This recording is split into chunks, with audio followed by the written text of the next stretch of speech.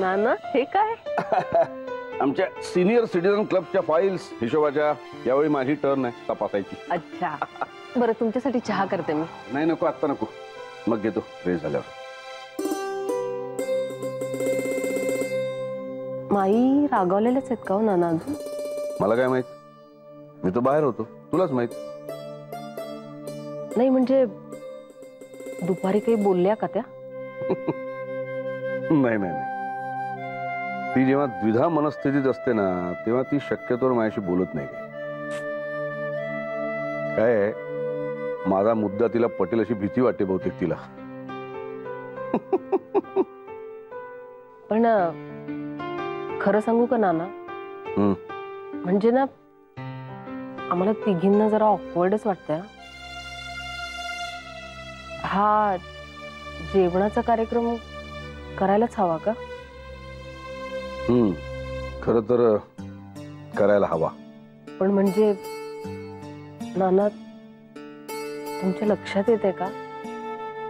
I mean येतं. तुला काय म्हणायचंय ते चांगलंच लक्षात येतंय माझ्या, अर्थातच.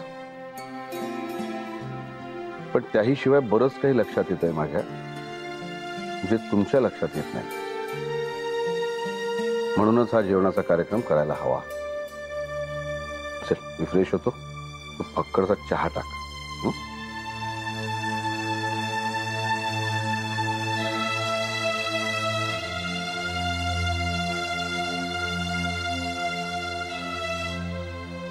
कमाल आहे नानांची, मला तर काही कळतच नाहीये. नाना सहसा माईंच्या मनाविरुद्ध जात नाही.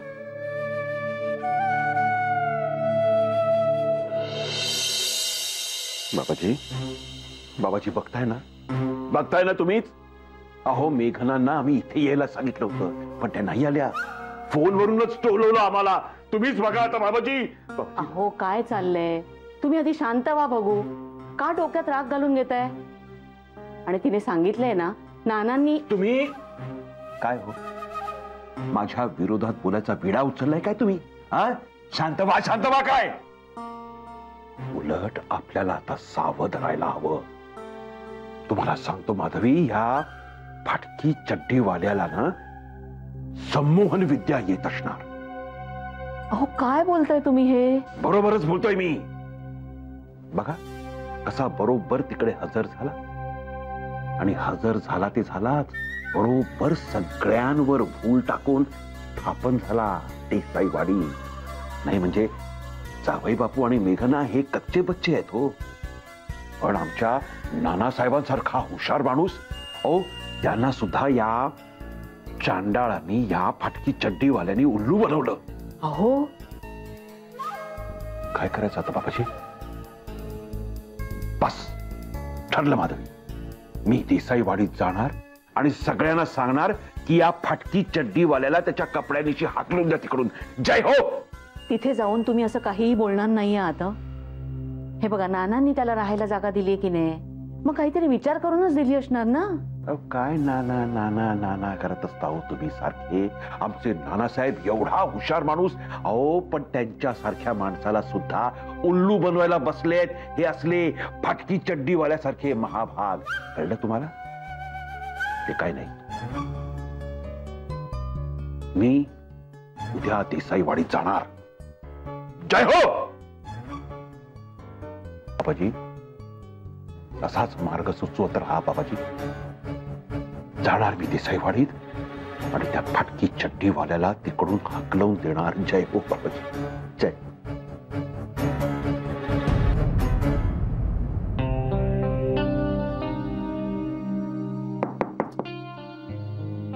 येऊ का?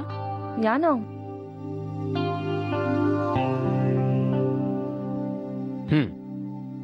थँक्यू. शेवेची भाजी मस्त झाली होती. Thank you so much. तुमच्या राजस्थानच्या भाजीसारखी झाली होती का पण? हो अगदी. राजस्थानातले ते दिवस काय सांगू. वाळूवर उठून दिसणारे ते काळे निळे गडद गुलाबी पिवळे केशरी ठिपके, पण वाळवंटात मनभावन असणारे तेच रंग एका छापाच्या गर्दीनं भरलेल्या शहरात आलं रे आलं की डोळ्याला टोचायला लागतात. हो, कारण संदर्भ बदलले की अर्थ बदलतो.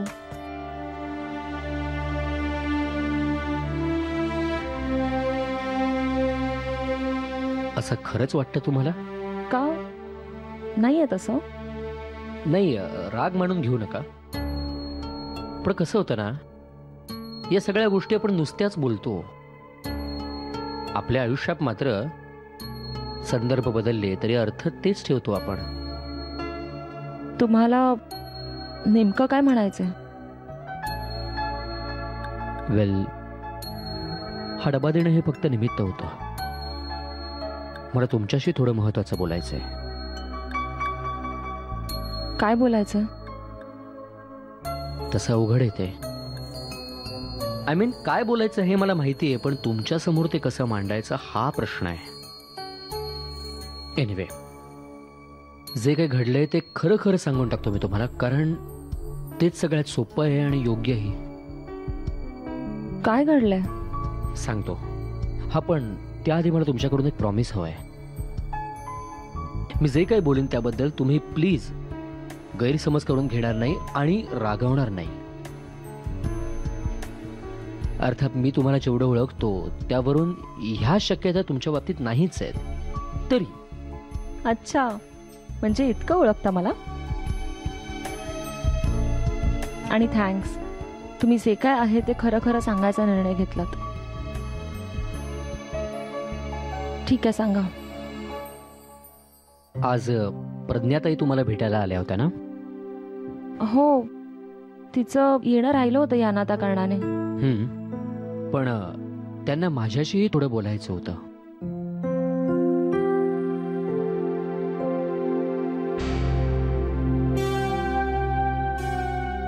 विकास दीक्षित बद्दल. अचूक ओळखलं तर. तुम्ही प्रॉमिस केलं बरं का मला, गैरसमज करून घेणार नाही. अंजली, मला कळतंय की आपण आतापर्यंत वैयक्तिक गोष्टींबाबत कधी डिस्कस केलंच नाही. As a matter of fact, case दरम्यान सुद्धा तुम्ही कधी रडत वगैरे नाही. अत्यंत धीरानं आणि संयमानं त्या सगळ्या प्रकाराला सामोरे जाता. त्यामुळे आपल्याविषयी, आपल्या भविष्याविषयी इतर लोक चर्चा करतायत हे पचवणं तुमच्यासाठी अवघड आहे. I know. पण काय? तुम्हाला असं म्हणायचं असेल ना, ती माणसं आपली असतात, आपल्या प्रेमापोटी पोटतिडकीने आपल्याला काहीतरी सांगत असतात. येस, पण अंजली, त्यांचं ते पोटतिडकीनं बोलणं आपण आपल्या मनापर्यंत पोचूच देत नाही. आपण आपल्या मनाभोवती एक पोलादी भिंत उभी केलेली असते आणि आतमध्ये आपण आपल्या भूतकाळासोबत जगत असतो. आपण मान्य करायलाच तयार नसतो की वर्तमान वेगळं आहे, भविष्यकाळ आणखीन वेगळा असणार आहे. आपण ज्याला कवटाळून बसलोय ना, तो संपून गेलेला काळ आहे. त्याला मागे सोडून द्यायला हवं, अगदी अलगद. मान्य हे सगळं खूप कठीण आहे, पण तरी एक एक पाऊल टाकत आपण पुढे निघायला हवं. आणखी तुम्ही केलंय तसं? तुम्ही झालात तुमच्या आयुष्यात मूव्ह ऑन?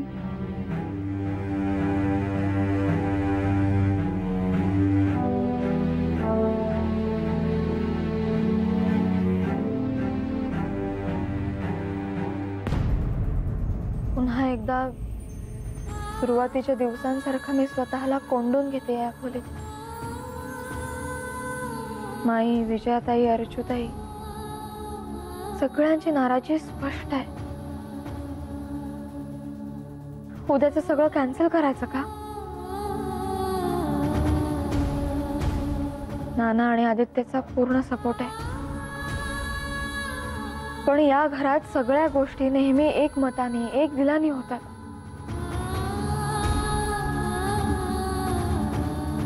माईंशी जाऊन बोलायचं का? काल शेखरने दिलेली साडी त्यांना दिली तेव्हा त्या स्वतःहून म्हणाल्या, अंजलीच्या पाहुण्यांची व्यवस्था झाली का म्हणून. मग त्यांना जेवायला बोलावण्यावरून का रागवल्या त्या? त्यांना विश्वासात घेतलं नाही म्हणून की मी त्या आदित्यला इथे बोलावलं हेच त्यांना आवडलं नाहीये.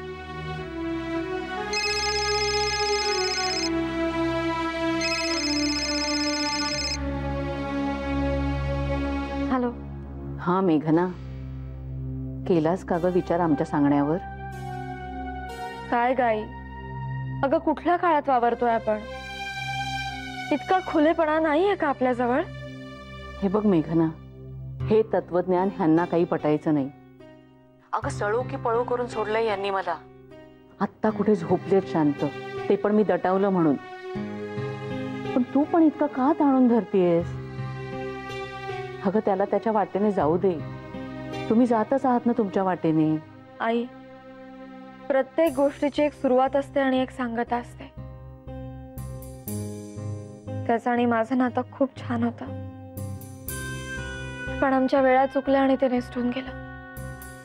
पण त्याची सांगता नाही झाली आणि ती सांगता आमच्या तिघांसाठी खूप महत्वाची आहे. प्लीज निदान तू तरी समजून घे. मे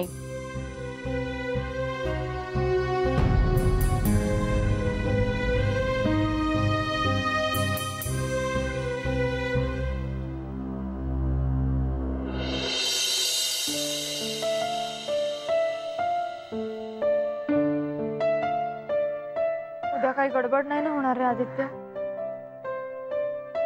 मला खूप धडधडत आहे. मी सकाळी काय म्हटलं तुला? आपल्या मनात क्लॅरिटी आहे ना? त्याच्याविषयी चिंता नाहीये रे मला. माईंच्या नाराजीविषयी भीती वाटते. माहितीये, सकाळपासून 10 वेळा मनात विचारायला की त्यांच्याशी जाऊन बोलावं, पण नाही धाडस झालं. आणि जशी जशी वेळ जवळ येते तसं तसं बोलायला खूप उशीर झालाय असं फिलिंग येते मला. I know. कारण अरे या बारीक सारीक गोष्टी आम्ही शेअर करतो. एवढी मोठी गोष्ट मी परस्पर ठरवली, त्यांना वाटणारच ना. परस्पर म्हणजे काय? मला सुद्धा सरप्राईजच होतं ते. रागावला नाहीयेस ना तू? हो, मी रागावलो. म्हणजे काय? आदित्य नगरकरला तू माझ्यासमोर डिनरसाठी इन्व्हाइट केलंस? बरं, तेव्हा ते मला माहित सुद्धा नव्हतं. नंतर येऊन तू मला गोडगोडपणे म्हणाले, चालेल ना आदित्य? नाही ते काय नाही, हे सगळं मी मनात ठेवणार आणि पुढे आपल्यात भांडण झालं ना की हे शस्त्र म्हणून वापरणार, आरडाओरडा करणार, संशय घेणार. असतात असे नवरे, माहितीये ना तुला? बायका पण असतात अशा. क्रूर क्रूर वागणार मी तुझ्याशी. वेडी. हे पण खरंच आदित्य, असतात असे लोक. किती त्रास होत असेल नाही त्यांना? स्वतःलाही त्रास करून घेतात आणि आपल्या प्रिय व्यक्तीलाही त्रास देतात. हो ना यार, आरोप प्रत्यारोपात गुरफटून बसतात आणि तेच ते जुगाळतात. So sad. खरं तर गोष्टी किती साध्या सरळ असतात नाही?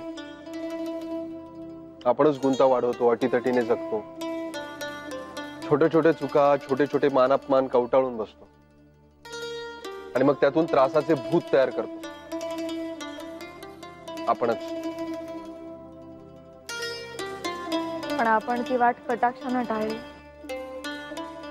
आणि आता उद्या एक अवघड वळण पार करणार आहोत.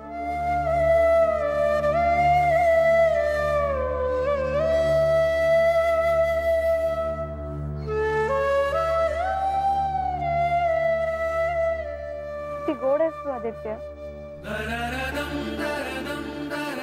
रिअली?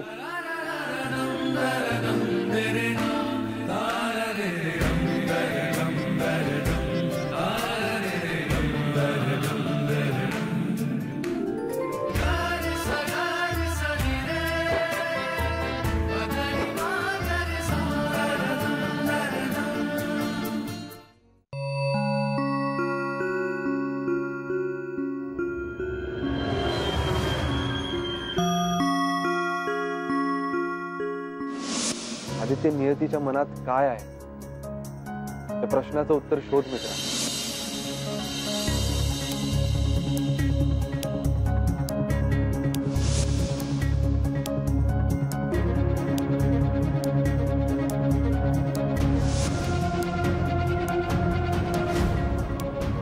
तुम्ही झालात तुमच्या आयुष्यात मूव्ह ऑन?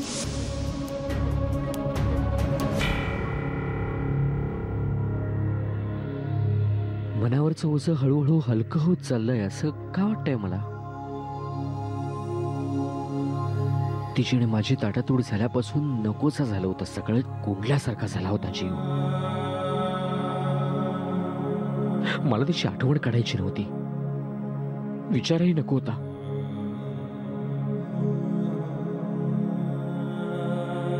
जयी, स्थळी, काष्ठी, पाषाणी सगळीकडे तीच दिसायची मला.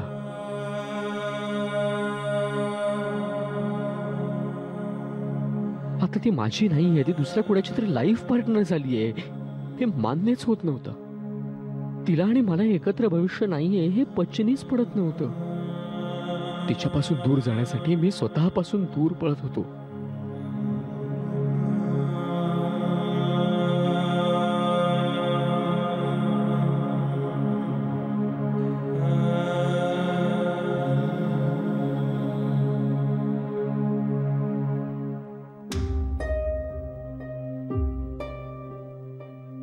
आदित्य,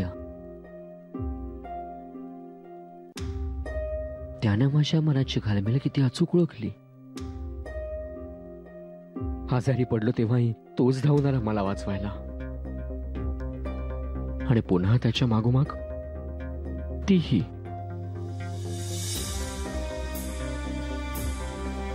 डोळे मिटून घेतले मी पुन्हा,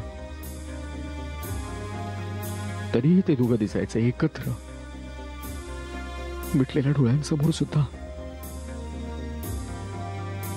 म्हणून पळालो त्या हॉस्पिटलमधून.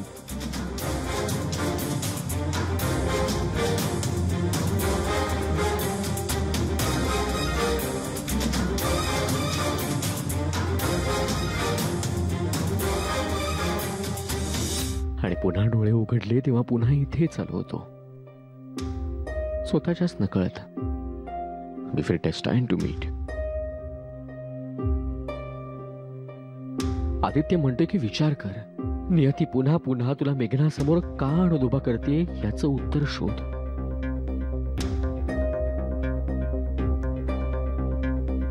आज मिळालं त्याचं उत्तर Aditya. We were destined to meet and destined to part. Yeah, we were destined to part. नियतीने लिहिलेल्या संकेताचा अर्धाच भाग वाचत होतो मी आजवर, पण आज तू.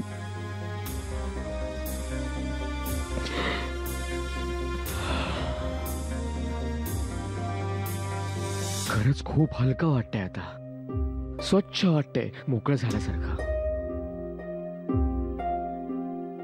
एकमेकात गुंतलेल्या दोन वाटा आज अलगद वेगळ्या झाल्या आहेत.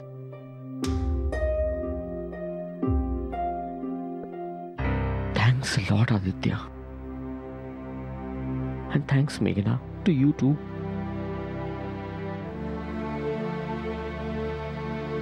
I love you both. And yes, now I am moving on.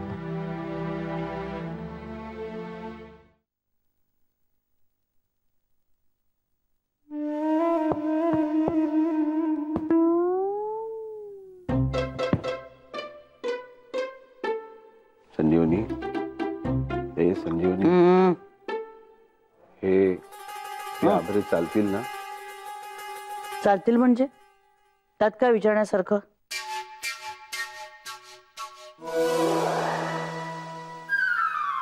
तुम्ही उगीच मला टोमणे मारू नका, आधीच सांगते तुम्हाला. टोमणे काय मारले त्यात? सगळ्या गोष्टी तुला विचारूनच करतो ना मी. पुरे झालं तुमचं आता. आणि तुम्ही कितीही मला लाडीगोडी लावलीत ना तरी जी गोष्ट मला आवडत नाही ती आवडत नाही, त्याच्यात बदल होणार नाही, कळलं? संजीवनी, तुला गंमत माहितीये का? वाढत्या वयाबरोबर शारीरिक लवचिकता कमी होते मान्य आहे मला. नाही, साहजिकच आहे ते.